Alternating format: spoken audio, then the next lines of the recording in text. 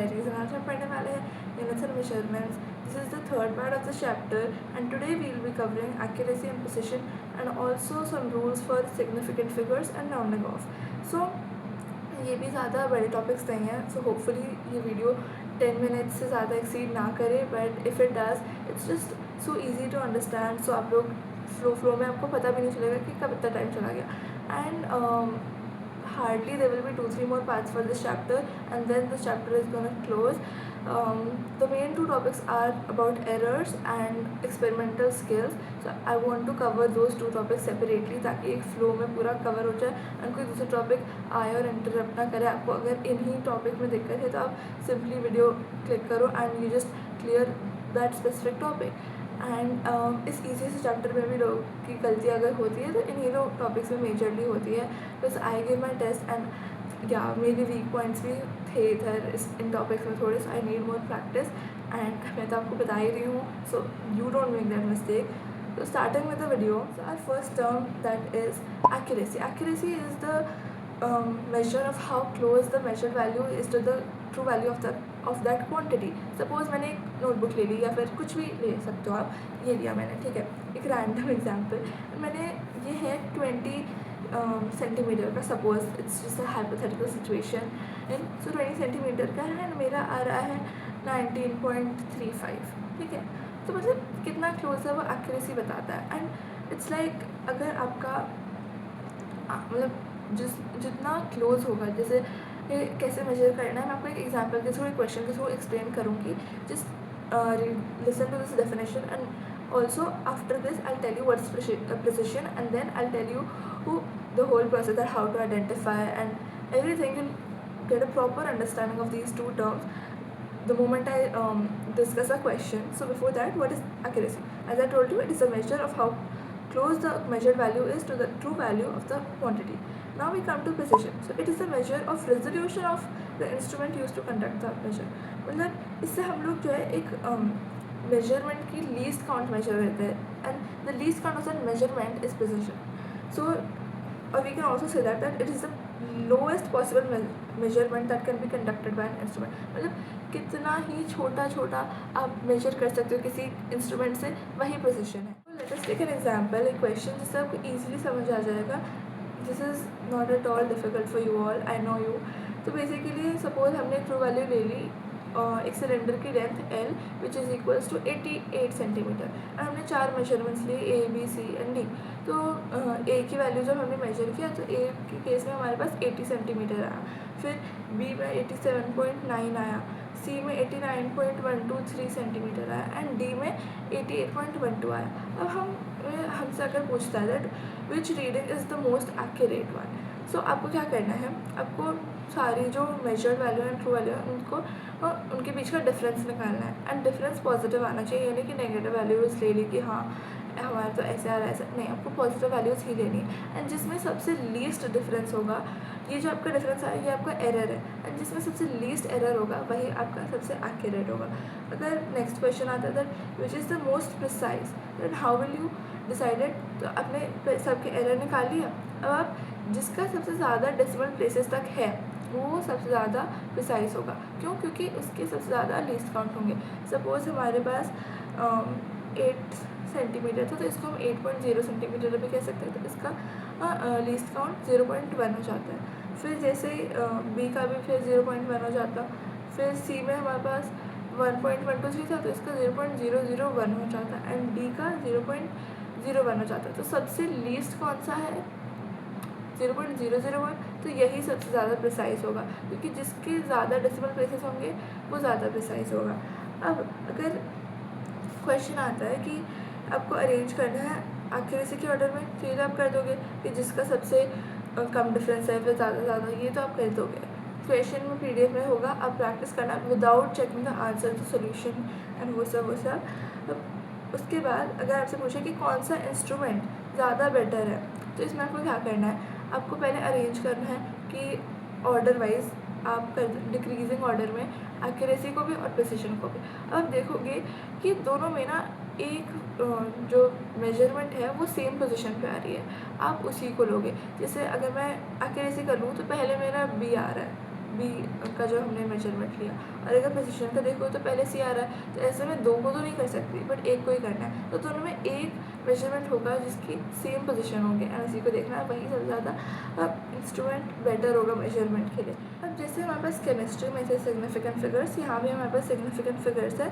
And ये होते क्या है, ये these are the digits in the number which are considered reliable. तो जिन नंबर्स को हम रिलायबल मानते हैं उन डिजिट्स की बात कही जाती है। सपोज हम ले लेते हैं 35.26, तो इसमें सबसे अनसर्टन डिजिट जो है वो 6 होगा, क्योंकि ऐसे कोई सा भी नंबर है तो उसका लास्ट डिजिट होता है वही सबसे ज़्यादा अनसर्टन होता है, ठीक है।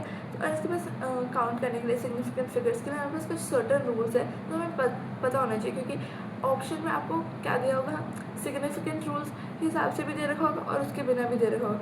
आप देखते ही कन्फ्यूज़ भी हो जाओगे या फिर आपका जैसे आंसर आप टिक कर दोगे। आप मिस भी कर सकते हो तो कैसे सही भी लग सकता है, तो ऐसे रिस्क तो हम ले नहीं सकते। ये छोटी छोटी चीज़ें जो मैटर करती है। So our first rule is that every non digit is uncertain. What? So मतलब कोई सा भी अगर 0 के अलावा डिजिट है तो अनसर्टन है। Then we have all zeros between 2 non zero digits are significant. अगर कोई जैसे 101 तो उसके बीच में जो 0 आ रहा है वो सिग्निफिकेंट है।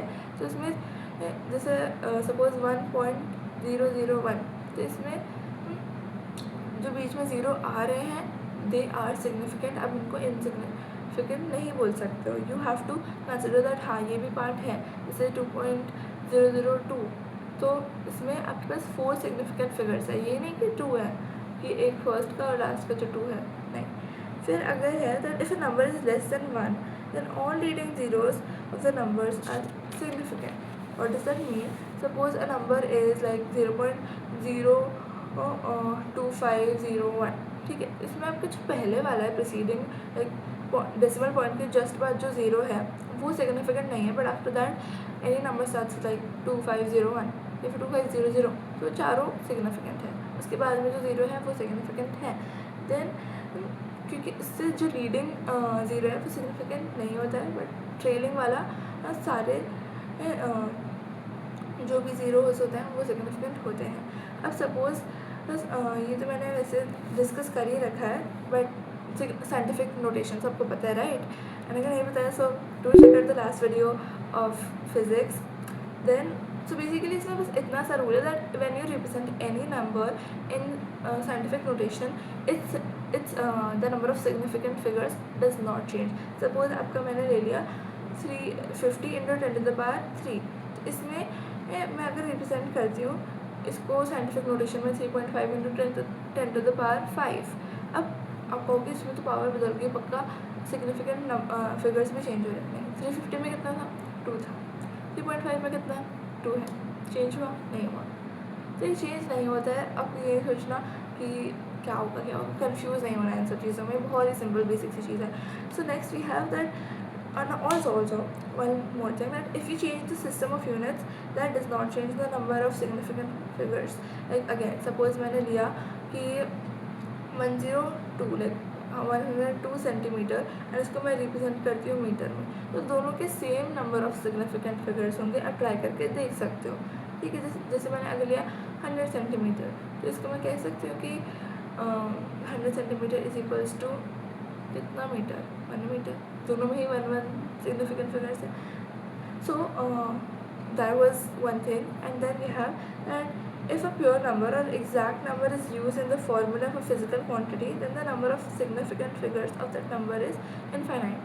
Suppose मैंने लिया कि 2, तो 2 में कितने सिग्निफिकेंट फिगर्स है? इसमें infinite amount of significant figures है, क्योंकि आपने अगर केमिस्ट्री की वीडियो देखी होगी इसमें मैंने थोड़ा सा बताया था, इसलिए बता देती हूँ कि जैसे 2 है तो मैं 2 को 2.0 भी कह सकती हूँ, 2.00 भी कह सकती हूँ, चेंज नहीं हो रही है। क्या उसकी वैल्यू 2 है तो 20 तो नहीं हो जा रही है डेसिमल प्लेस लगाने से, बट इससे इसके सिग्निफिकेंट नंबर्स चेंज हो रहे हैं, इसलिए इनफाइनाइट होता है। हम ये नहीं कह सकते कि इसकी बना, नहीं कह सकते हो। And one last point about significant figures, that is that if all the trailing errors in a number without a decimal point are not significant. Suppose जैसे 350 है तो उसमें जो आपका 0 आ रहा है वो सिग्निफिकेंट नहीं होता है, बस इतना सा। जैसे 400 है तो उसमें आपका जो 0 है वो नहीं है सिग्निफिकेंट। अगर 400.0 होता तो हो जाता, बट अभी के केस में नहीं है। Now we have the last topic which is rounding off digits. So अगर बहुत ही सिंपल से रूल है तो भाई बचपन में पढ़े होंगे, but still a recap, and इसमें थोड़ा सा है कि आप कहोगे हैं ये तो नहीं सुना था, या फिर सुन भी रखा हो सकता है, depends person to person. So suppose अगर आपको राउंड ऑफ करना है और कोई नंबर मोर देन 5 है तब तो आप +1 कर दोगे, अगर लेस देन 5 है तो आप सेम रहता है. बट अगर 5 के इक्वल है, ठीक है, तो 5 के इक्वल है तो आप प्रीसीडिंग नंबर देखोगे, और प्रीसीडिंग नंबर अगर इवन है so that number will remain the same, but if it's odd then you will add 1 in it. ठीक है, सो दैट इज़ बेसिक्स आपका राउंडिंग ऑफ. एंड इसमें हमें बस ये चीज़ जाननी है that suppose you are adding something और subtracting it, like basically mathematical operation use कर रहे हैं, एडिशन, सब्ट्रैक्शन, मल्टीप्लिकेशन, डिविजन. तो फिर कैसे हम अप्लाई करेंगे राउंडिंग ऑफ. सपोज अगर मेरे को ऐड करना है किसी भी चीज़ को, सपोज तो इसमें ऐड कर रही हूँ 2.172 + 1.62, तो इसका जो होता है आंसर आ गया 3.772. बट क्या ये आंसर है? नहीं. तो बेसिकली जो दो वैल्यूज़ ली मैंने उसमें लीस्ट सिग्निफिकेंट नंबर्स किस में थे? 1.6 में. अब आंसर में भी लीस्ट सिग्निफिकेंट नंबर्स ही होंगे. राउंडिंग ऑफ करना है. अब 3.772 है तो 7 के बाद क्या था? 7 था. It's more than 5, you add 1, so it's 3.8. अगर आपके ऑप्शंस में 3.7 है, 3.8 है, गो फॉर 3.8. बट अगर नहीं है तो 3.7 भी, depending on the options you go for it. Then यही चीज़ है कि मतलब आपको मल्टीप्लाई कर रहे हो, सब्ट्रैक्ट कर रहे हो, जो फाइनल आंसर होगा same number of decimal places भी होंगे जितने ओरिजिनल लीस्ट डेसिमल प्लेसेस में थे, एंड ऑल्सो आप राउंड ऑफ भी करोगे अप टू 1. लाइक जैसे जैसे लीस्ट डेसिमल प्लेस 2 था, इसमें 1.6 है ना, तो 2 हो गया. तो फिर 3 तो आपका 1 जगह ले लिया, उसने एक जगह ले ली. एक और सिग्निफिकेंट फिगर चाहिए हमें, बस एक और. तो हम एक डेसिमल प्लेस तक राउंड ऑफ करेंगे तो 3.8 हो जाएगा. And same applies for subtraction. अब मल्टीप्लिकेशन और डिवीजन में भी ऐसा ही होता है कि जो फाइनल आंसर है उसमें same number of significant figures होंगे जितने ओरिजिनल नंबर में थे, with least count of significant numbers. Suppose that I am multiplying 2.0 into 1.5, so that is 3. But the fact is that यहाँ पे लीस्ट कितने हैं? 2 है. सपोज मैंने इन दोनों में इक्वल सिग्निफिकेंट फिगर्स ले लिए, मेरे को थोड़ा बड़ा नंबर लेने दो. जैसे मैंने ले लिया 3.00 into 2.0, ठीक है, तो इसका 6 आ रहा है. अब कहोगे 6 ही तो है आंसर. अब 6 में मैंने अभी बताया था रूल कि ऐसे जो नंबर्स होते हैं उसमें इनफाइनाइट हो सकता है, you can not specify, but हमें तो स्पेसिफिक चाहिए ना. तो पॉइंट मैंने इसलिए डेसिमल में लगाया था जो मैंने वैल्यूज दी थी 2.0 और 3.00. तो लीस्ट किस में है? 2.0 में, उसमें केवल 2 है, तो आंसर में भी आपके 2 होंगे, तो आंसर 6.0 सेंटीमीटर हो जाएगा अगर है उसमें यूनिट्स तो. And that's all for your basic से चीज़ें, सिंपल छोटी छोटी चीज़ें. And for the next video will be covering the main topics, the topics which you should be focused while studying, and practice a lot of question based on every topic. I would say मतलब छोटे छोटे topics को भी क्यों miss करना है? You should never leave a scope. Cover it all. You can do it, and so can I. So let's do it together. That's all. Thanks for watching. Bye.